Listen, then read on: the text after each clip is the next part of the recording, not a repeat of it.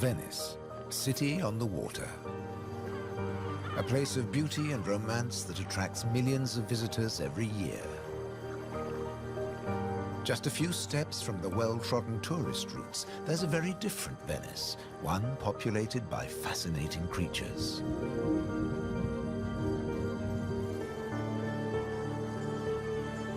This film explores a Venice that few people ever see, a city that has a surprising double life.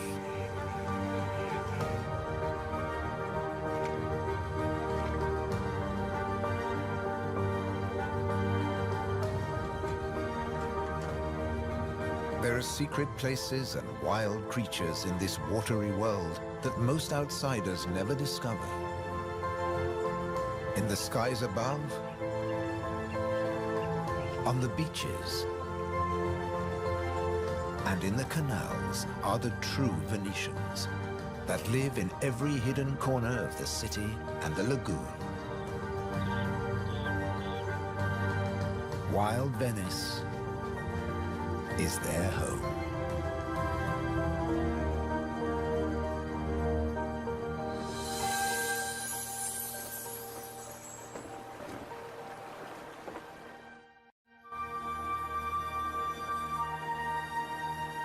The city of Venice is built on sand, in a lagoon between the sea and the land. First formed from river sediments, man has since created an ecosystem as fragile as Murano glass.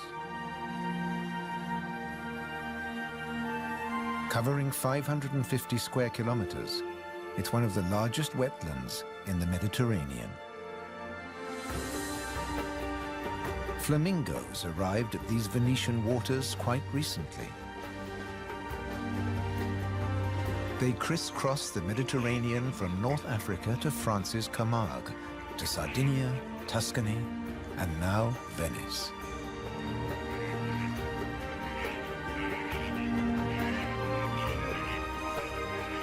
They feed on vegetable matter and small creatures they find in the mud of the lagoon.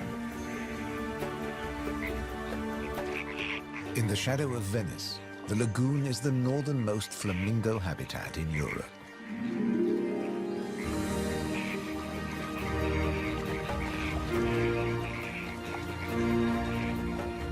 They're here now, but in a few weeks, many will move off again to find richer pickings.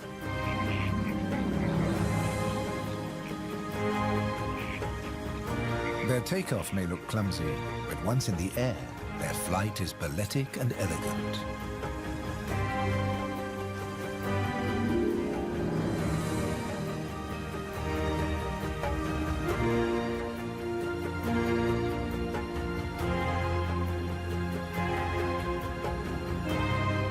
And before too long, they'll return to the safety of this lagoon, tucked between the sea, the city, and the Alps.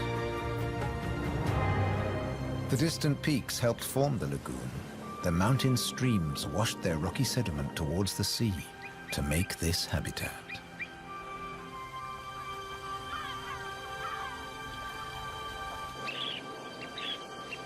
Some of the lagoon's other birds are ready to leave. Dunlin, small waders, fed well in the rich mud. They rest on the wooden piles that support the whole of Venice.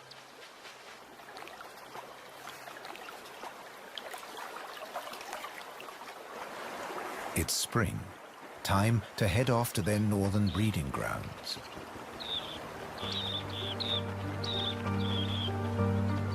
But the cormorants won't be lonely this summer. As the Dunlin fly away, other birds are flocking in.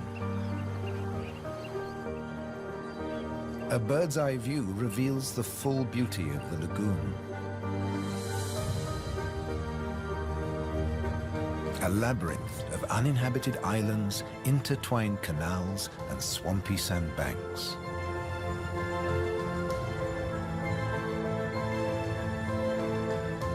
These marshy wetlands are known as the Barene.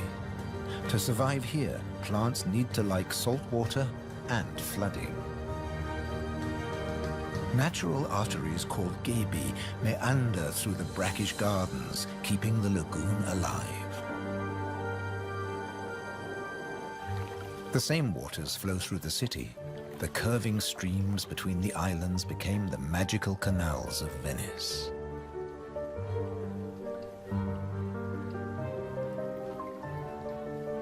This is the city of bridges.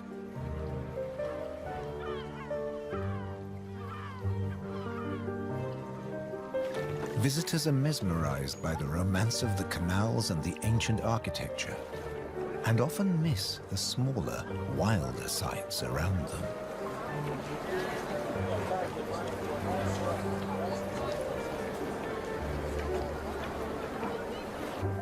These mussels are true Venetian natives. And now, in spring, they're breeding. The males spawn into the water, and each female produces up to 10 million eggs. Most of the larvae are eaten by other inhabitants of the canals, but up to 10,000 young shellfish will survive.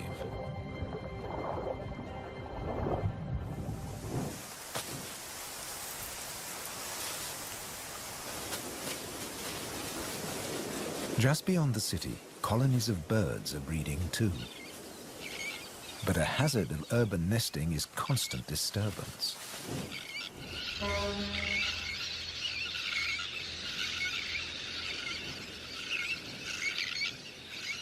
Little terns will quickly fly back to their eggs and can miraculously find their own nest scrapes in the crowded colony. Their cousins, the sandwich terns, lay their eggs directly onto the sand. If the terns are disturbed, they have little time for incubating their eggs. The sand won't keep them warm for long.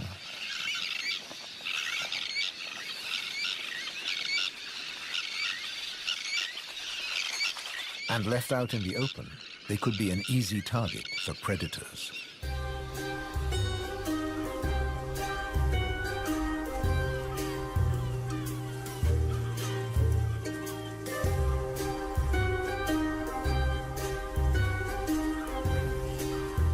Foxes are the biggest predators hereabouts. But from the air, he's easy to spot. The birds make it known he's not welcome anywhere near their nests.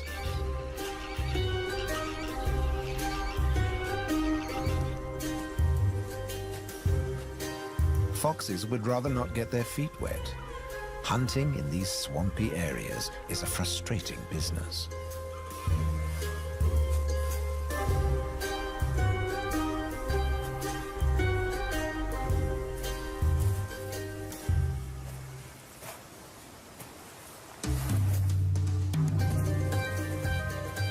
The Grand Leap disturbed another nesting bird. Now it's a question of following the scent.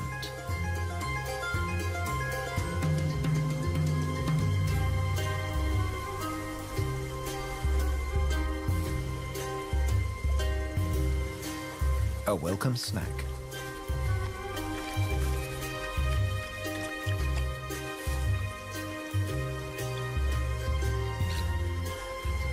Just beyond the sand dunes is the busy colony.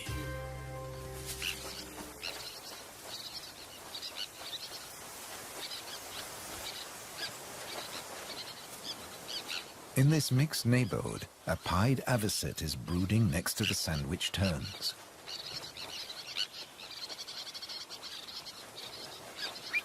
With nests so closely packed, there can be conflicting territorial claims with the common terns.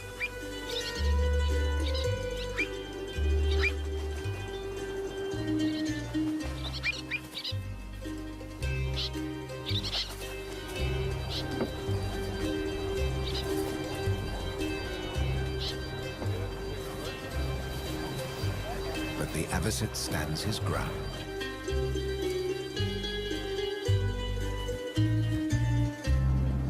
The Grand Canal is the main waterway of Venice, dividing the city in two. It follows the course of the ancient river Brenta that runs from the Alps all the way into the Lagoon. It offers a journey through architectural history starting in the 13th century.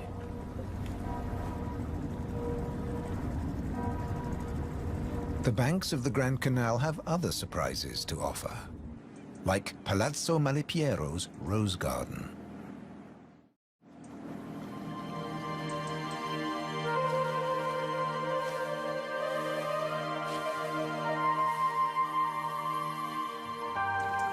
Nestled between the buildings is a hidden paradise.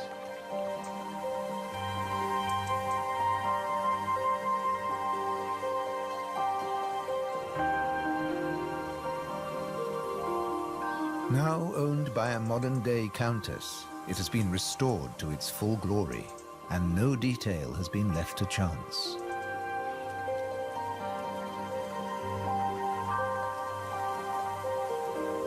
With the luxury of space in a city whose every square centimeter is exploited for maximum profit, it's also a sanctuary for many small animals.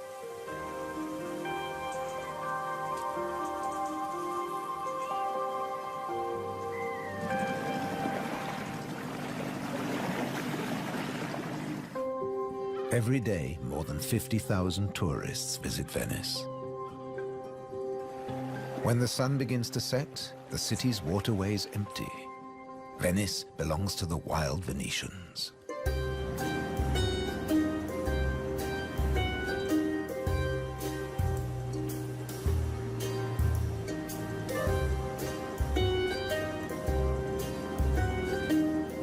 Rats prefer to search for food in the cool night air.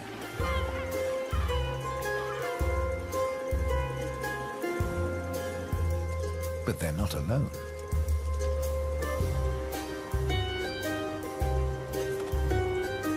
Pine-martens are hungry too, and rats are on their menu. Pine-martens are welcome in the city as they're natural rat catchers.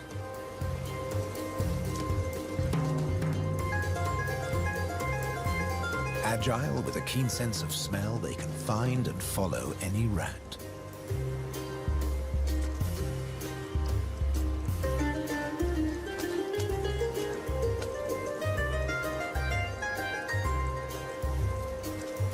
But they're endangered too. Since the rat population boomed, ironically, many martens have been killed by rat poison. The rat won the day, and the pine marten has to settle for dessert.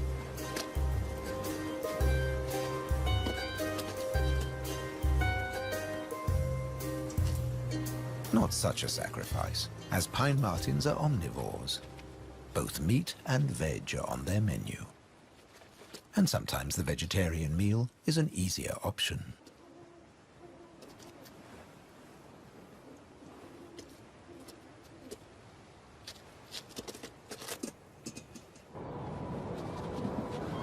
As the rat prepares to sleep, the city of Venice is beginning to wake up. The floating vegetable stalls are the first to move into action.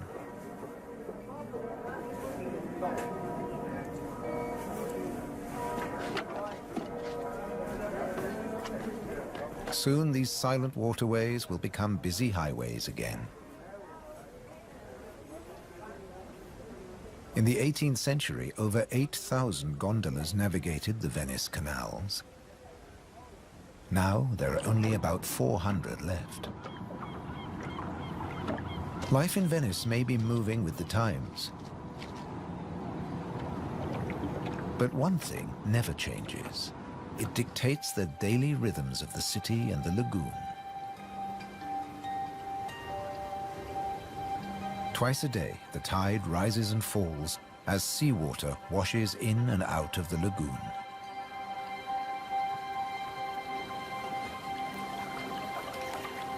The water level changes by up to 60 centimeters. Smooth lakes disappear into swampy wetlands, only to return hours later.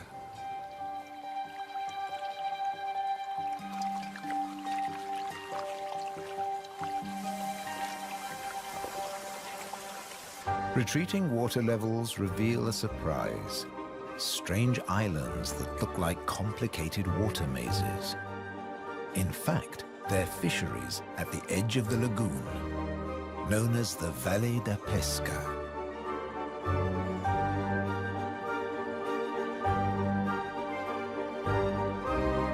They'd been worked by the same families for generations, using a simple but ingenious method.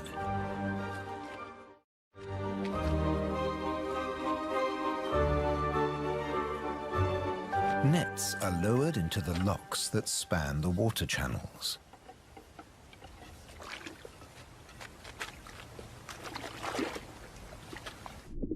In the springtime, the locks bar the way to the young fish that stream into the lagoon to feed. The fishermen raise the nets and catch the small swarming fish in their thousands.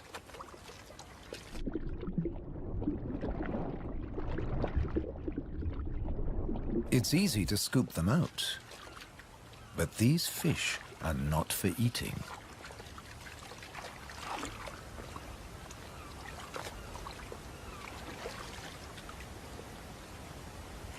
The fishermen place them on the other side of the bars and so trap them in the channels.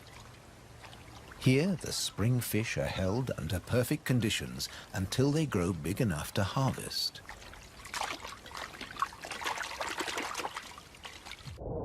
In the autumn, when the fish try to return to the sea, they're simply netted again. This time, they don't get away. Kingfishers have a more dramatic technique.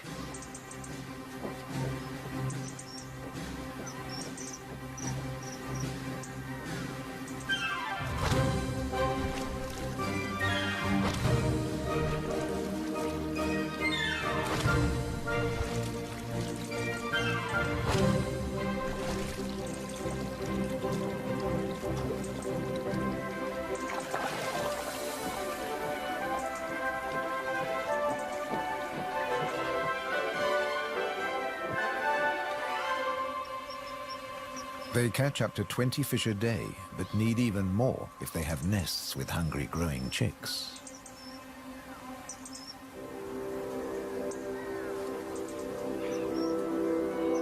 It takes enormous skill, but also violence.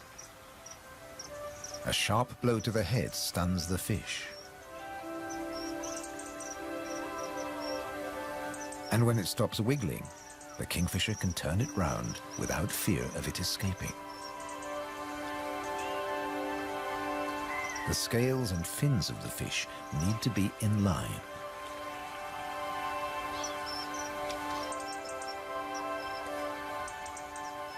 Now it's ready to swallow.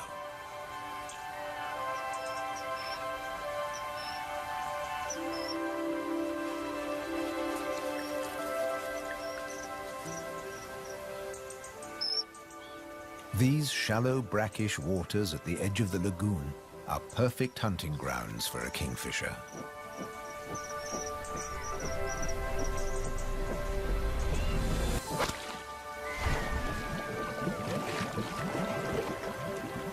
But not every dive is successful. They'll snatch the odd insect in the air, but 95% of the kingfisher's catch must be made underwater. The cormorant has an easier life, as does the little egret. And some don't even get their feathers wet while hunting. There are plenty of fish in the lagoon, but they're not only found in the wetlands. These waters flow through the city too. And there are fish to be caught in the canals. Beneath the bustling jetties of the famous vaporettos or water taxis, wildlife flourishes. Even here, the little egret can fish where the water is deeper and turbulent. It's not easy to keep an eye on a moving target from a moving base.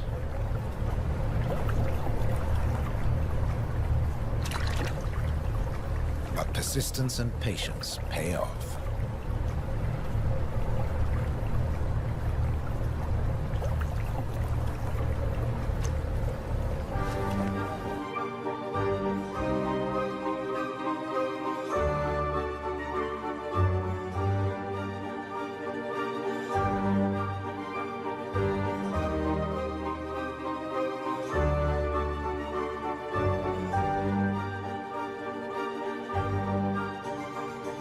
3 narrow inlets connect the lagoon to the sea. They're known as bocche, the Italian word for mouth. In spring, the fish travel into the lagoon because it's shallow, warm, and full of food. And in the autumn, they travel back out to the Adriatic Sea. The lagoon's fishermen understand the rhythms of the sea. But there was one phenomenon that remained a mystery for many years. When they cast their nets into the rich fishing grounds, they were torn to shreds. The fishermen believed that water spirits were grabbing their nets and named the area the Tegnùe, or Hold Fast.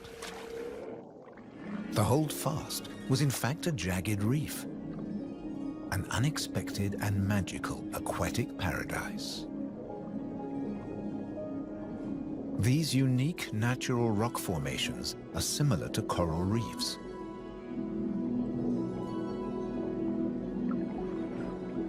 They're home to all kinds of remarkable creatures.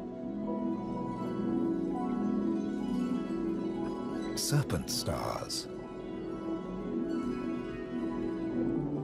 or marine annelids.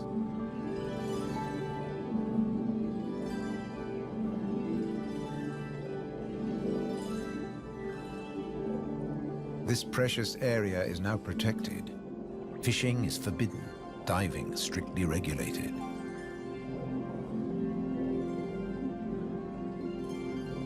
Even harvesting a shellfish delicacy like these canestrelli is banned.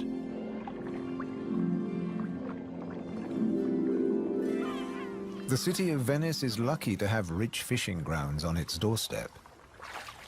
The catch is seasonal, and in spring, the fish are small.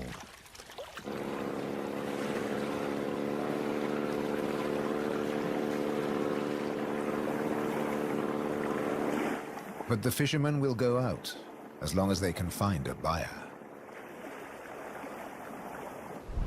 Only the weather can hold them back.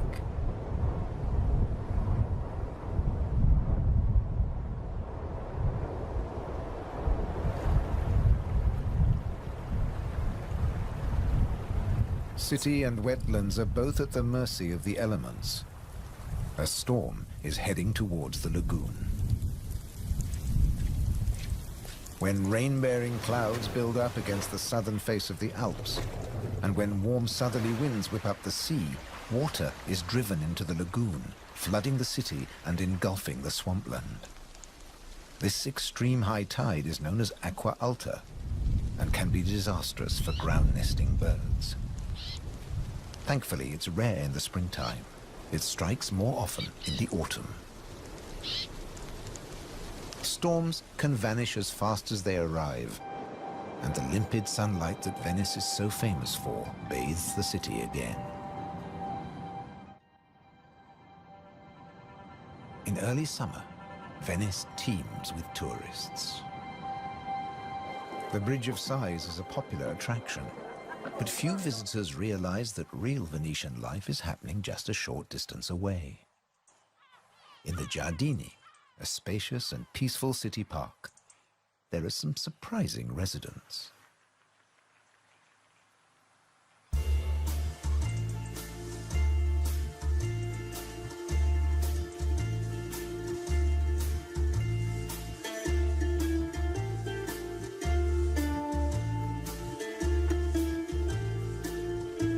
This prehistoric-looking creature is an amorous green toad looking for a mate. After all, this is the city of romance. But for a toad, finding a partner in a city isn't always easy. Even a quiet park is full of danger and disruption.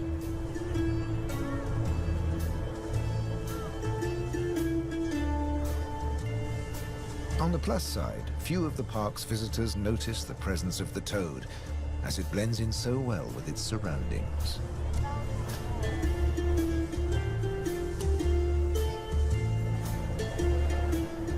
Another of the city's visitors is far more conspicuous. A stark contrast to the ancient buildings it comes to celebrate.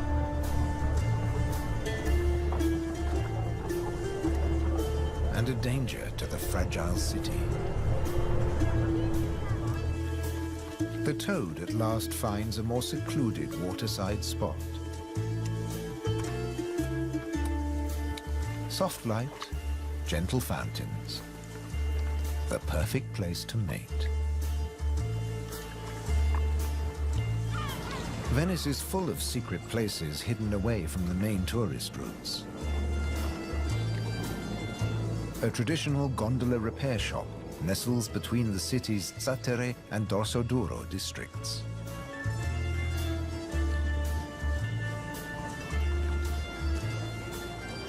Craftsmen repair the boats in the peace of the backwaters. The tranquility also attracts some exotic-looking animals.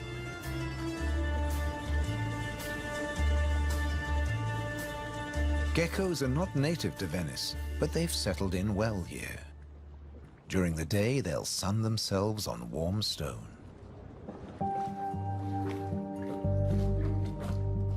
They're waiting for nightfall, when the insects they eat will emerge. And in the golden light, birds that hunt geckos settle in for the night. Terns fly back to the safety of the colony, and others enjoy a final bath. Evening always brings a measure of peace to the city. The Grand Canal is now very quiet, a perfect time for the gecko.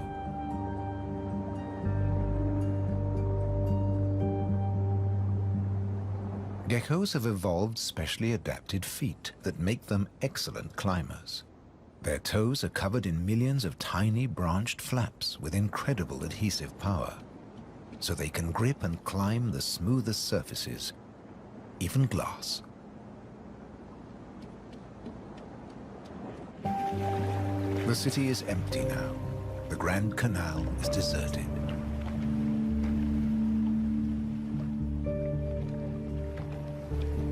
The evening's activity has passed to Venice's bars and restaurants.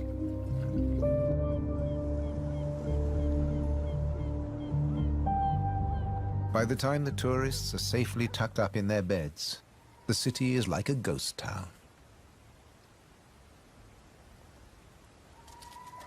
Almost.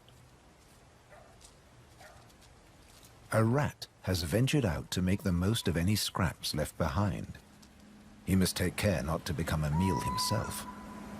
Owls on the prowl. One little owl is distracted by bright lights. There's nothing here but fruit. No good for the owl.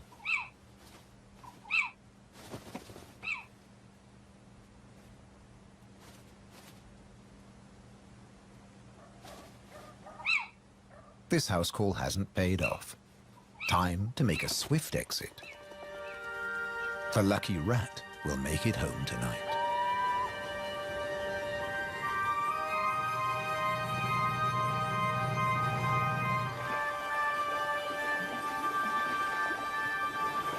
Cormorants bask in the morning sun.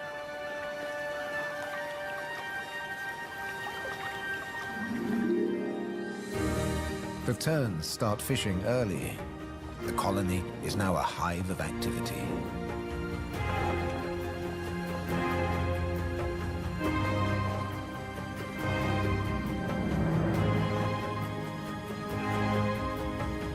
The first chicks have hatched. Exhausted from the effort of breaking out of the egg.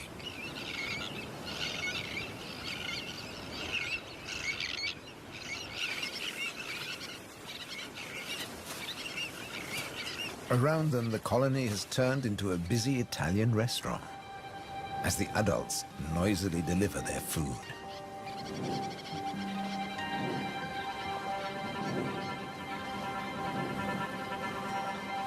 The chicks blend in well with the sand. Their cries for food are a new and insistent sound on the beach.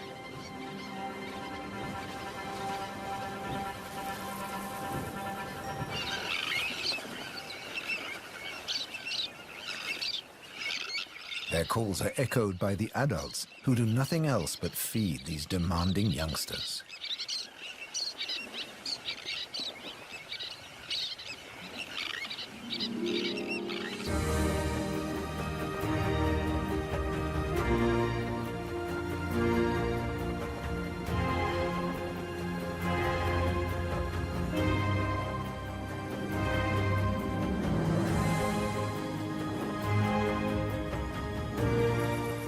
It's hot and humid, and the lagoon is at its most beautiful.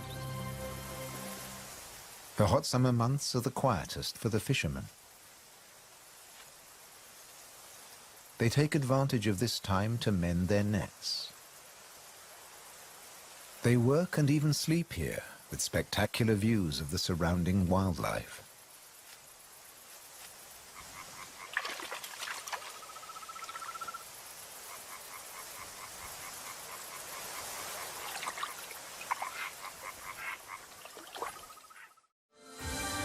About 8% of the lagoon's surface consists of islands.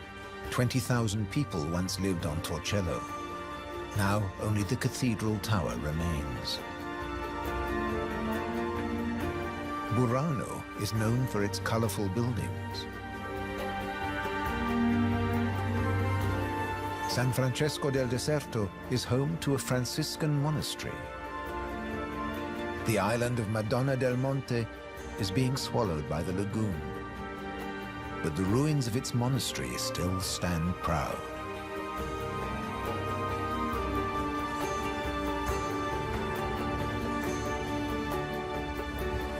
Enchanted places like this are an ideal refuge for wild animals.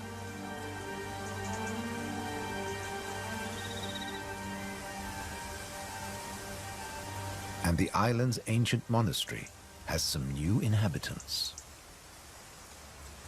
The ruins are the perfect place for kestrels to nest.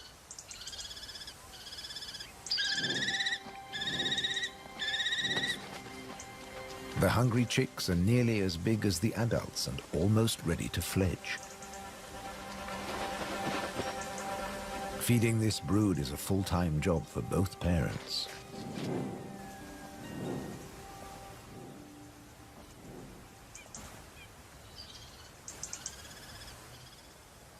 Finally, curiosity gets the better of the young birds and they start to emerge from their hiding place.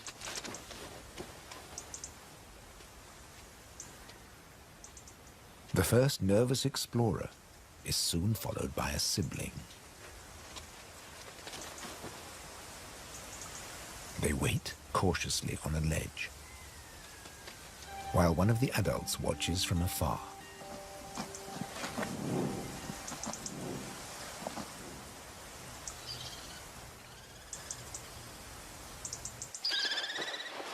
Their mother returns with food, and the young kestrels jostle to get to the front of the queue.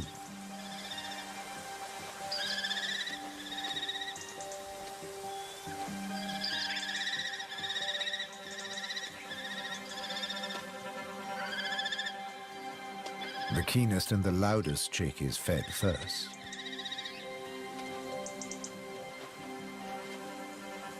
Soon the food parcels will stop. It's almost time for the young to leave the nest and fend for themselves.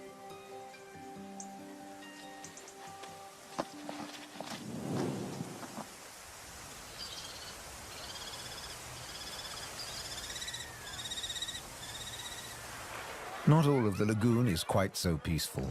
Venice's Lido, with its luxury hotels, is where the human bathers gather.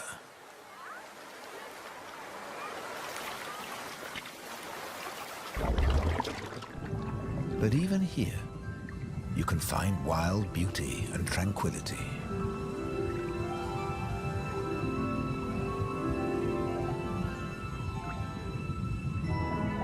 In the Tegnùe, Venice's reef, one of nature's most delightful performances is in full swing. The squid's mating dance. The pair move together like synchronized swimmers as waves of rainbow colors pulse along their bodies.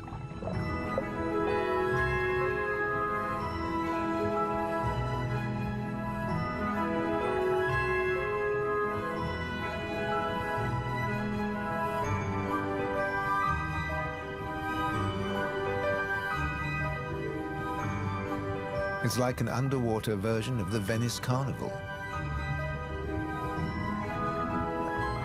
complete with face masks and disguises.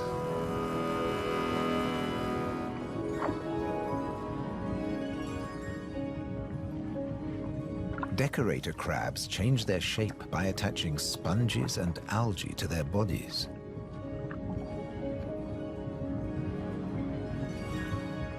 These bizarre disguises are excellent camouflage.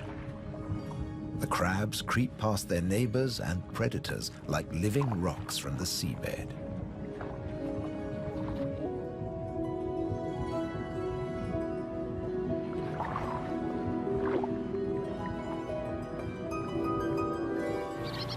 The tern colony just beyond the city is flourishing.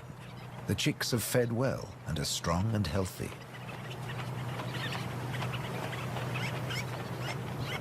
The young birds are gathered in a creche, with 1 or 2 adults looking after them all.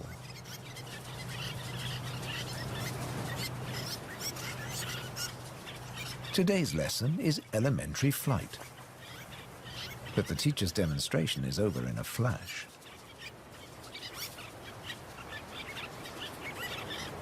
The young birds flap their wings to exercise their growing flight muscles, but they're not ready to take to the air yet.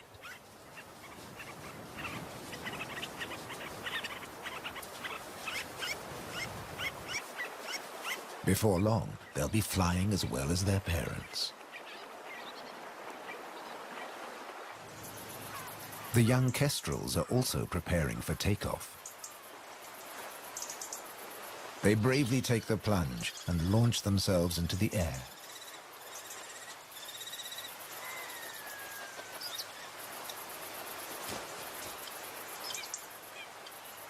Dropping from a height makes their first flights easier. Once in the air, they're in their element and can glide and flap back to safety.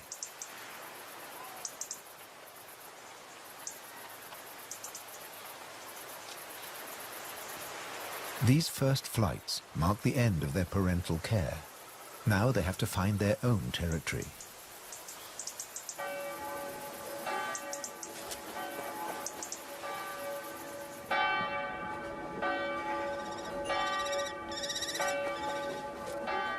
One of the kestrels has made its way to the nearby island of Burano. It's unlike the remote nest site, but it still has everything the kestrel needs. Just like the ruins, the brightly colored walls offer protection. These birds are welcome visitors, and the people here seem happy to have a kestrel watching over them.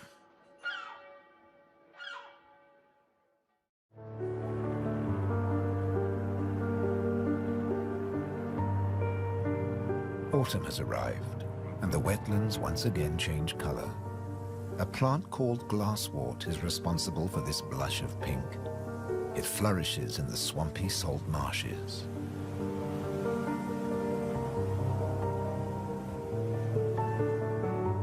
The first autumn mists mark the end of summer. The bright, humid days give way to cooler, grayer hues. The sea and the sky seem to merge into each other. Now in September, the sea is generally calm. But from the autumn equinox, there are high tides. And sometimes, Venice floods. For now, the water is still and shimmers like liquid mercury. When the temperature drops, the beaches are finally too cold for tourists. Animals better equipped to bear the chill reclaim them. A hungry fox sniffs along the shore looking for food.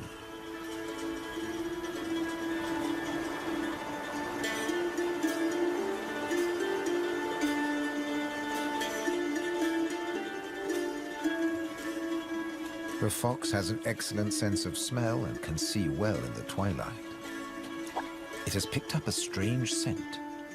Something smells good to eat. But quite where this food is hidden is a mystery.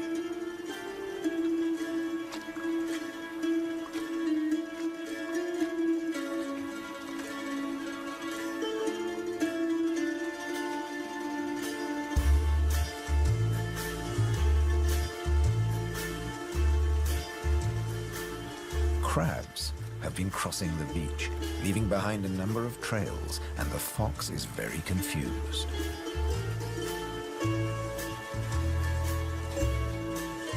Finally, it follows its nose and comes face to face with a crab.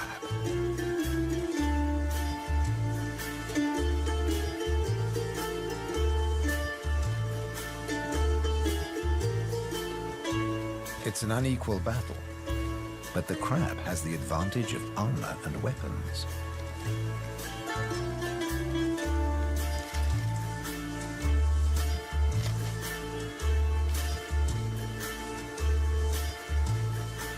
This meal is more trouble than it's worth.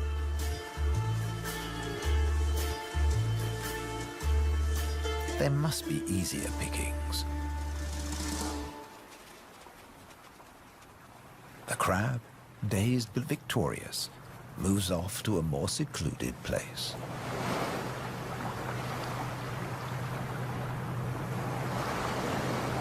More crabs congregate on the shoreline looking out to sea. But just across the water, the residents of Venice are having a less comfortable time. The waters of the lagoon are creeping into the city.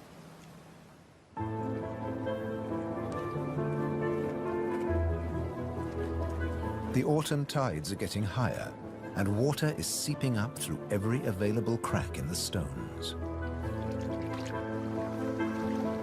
The threat of acqua alta, the extreme high tide, is increasing every day. A combination of rising tides and the Scirocco winds cause this extreme event, and the rain just adds to it. Much of the city is only just above sea level, so there's very little to stop the floodwaters. This may look like a swimming pool, but it is in fact St. Mark's Square. Fortunately, this only lasts a few hours. Soft winter fog wraps the landscape like a blanket and brings the year to a close for Venice and its beautiful lagoon. The visitors have marveled at its sights, but many have missed the most fascinating wonders of all, the wild side of Venice. The city is empty now, but visiting season for the lagoon never ends. As one creature leaves,